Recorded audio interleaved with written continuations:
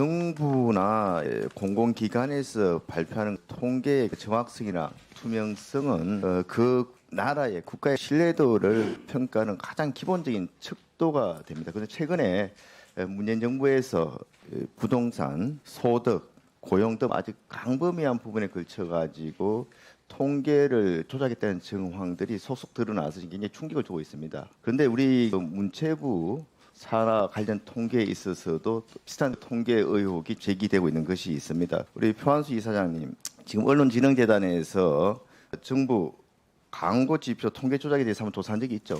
네. 그런데 뭐 아직까지 크게 진척이 좀 안 되고 있죠. 그 부분에 있어 가지고.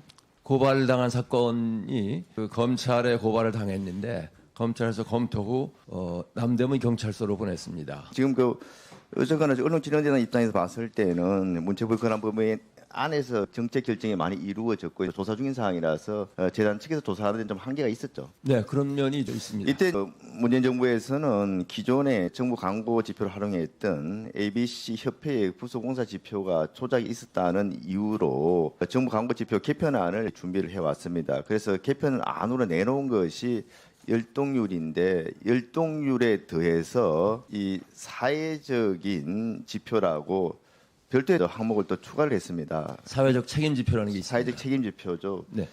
근데 여기에서 지금 굉장히 문제점들이 드러나는 겁니다. 이사장님, 보통 광고비를 책정할 때 어디에 기준을 두고 책정을 합니까? 얼마나 많은 독자들이 그 신문을 보고 그 매체를 보고 그러느냐 그거에 따라서 그렇죠. 그게 이게 광고 뭐 광고 이게 효과성입니다. 그런 방송 같은 경우에도 얼마나 많은 시청자들이 그 시간대에 그 프로그램을 보느냐. 신문 같은 경우는 얼마나 많은 독자들이 그 신문을 보느냐에 따라서 많이 볼수록 광고료를 높게 책정하는 것이 당연한 거 아니겠습니까? 네, 그렇습니다.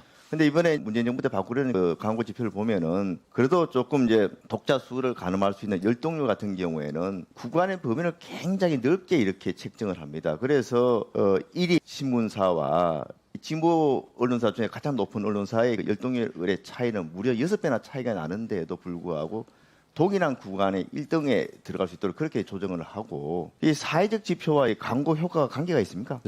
언론은 자유, 언론 자유도 중요하지만은 자유에는 반드시 책임이 따릅니다. 이제 사회적 지표가 전혀 의미가 없다는 그런 뜻은 아닙니다. 사실은 사회적 지표가 언론의 책임성을 강조한다는 측면에서 어느 정도 참고의 자료는 있지만서도 광고 지표로 활용하는 데는 이게 한계가 있고 상당히 어떻게 보면은 좀 모순이 있는 부분도 있는데 이 사회적 지표를 넣어가지고 굉장히 또 많은 점수를 두고 있습니다. 그러다 보니까 열동률에서는 6배나 떨어지는 매체가 최종 합계에서는 1위를 차지하는 이런 왜곡 모순된 결과가 나오는 겁니다. 이게 누가 보더라도 상식적으로 통계 조작이라고 할 수 있는 거 아니겠습니까? 의원님, 그 같은 구간에 있다고 해서 광고 단가가 같다 그런 뜻은 아닙니다. 다만 그것은 저 언론사를 1등, 2등, 3등, 4등 그렇게 매기는 게 정부 당국으로서는 굉장히 부담스러웠을 겁니다. 어쨌거나 이게 좀 정부 광고 지표인데 일반적으로 생각하는 광고의 효과성을 따지는 지표로서는 굉장히 이제 부적절한 내부적인 지표를 만들었다는 거죠. 그리고 애초에 이렇게 광고 지표 개편을 이유로 내세웠던 ABC협회 부수공사 조작 여부는 어떻게 결론이 났습니까?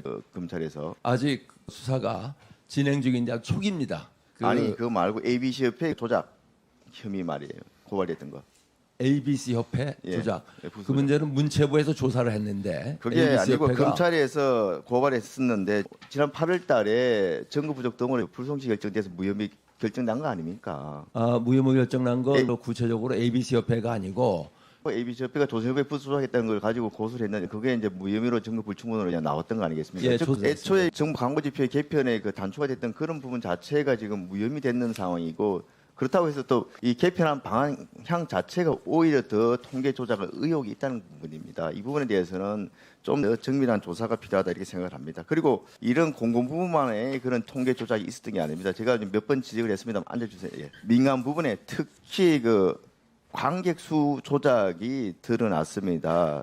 그대가 조국 심야 시간대 전석 매진이 70% 됐다는 도저히 상식적으로 이해할 수 없는 부분에 대해서 문제 제기를 했더니 경찰 수사 결과 허위직계 박스 오피스 순위 조작이 사실로 드러났습니다. 그리고 이 거대가 조국의 경우에는 범죄도시 3 같은 경우에 3번 정도밖에 전승 매진이 안 나왔었는데 심야 시간대에 200회 정도의 비상식적인 전승 매진이 나왔고 더더구나 이 전승 매진 자체는 실제 관객 수는 없습니다. 관객이 아예 없습니다. 전산상에만 있는 허위 조작, 허위 상영이었습니다. 그런데 더 또 문제는 이렇게 심야 시간대 전승 매진에 또 그런 영화관이 전석 200차례 매진된 것 중에 137회가 8개의 영화 발전 기금이 면제되는 상영관에서 상영됐다는 겁니다. 영화 발전 기금은 원래 입장권의 3%를 영화 발전 기금 내도록 돼 있는데 코로나 기간 중에 매출액이 떨어진 그런 상영관에 대해서는 면제시켜 주는데 공교롭게도 200개 중에 137회가 발전 기금 면제되는 상영관에서 집중 상영됐다는 겁니다. 이 부분에 대해서는 기금 회피하기 위해서 상영관과 제작사, 배급사가 그런 고발 조치가 필요한 거 아닙니까? 제가 답변해야 될 사항이죠. 지금 그 의원님께서 그 말씀하신 그 내용을 파악하는 데는 어려움이 있다는, 한계가 있다는 건 좀 다시 말씀을 드려야 될 것 같고요.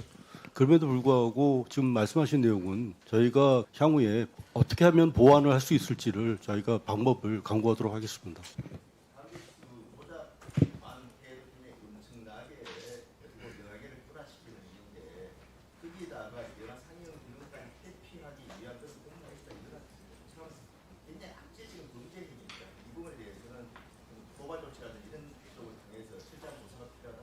네, 저희가 적극적으로 그 방법을 찾겠습니다. 수고했습니다.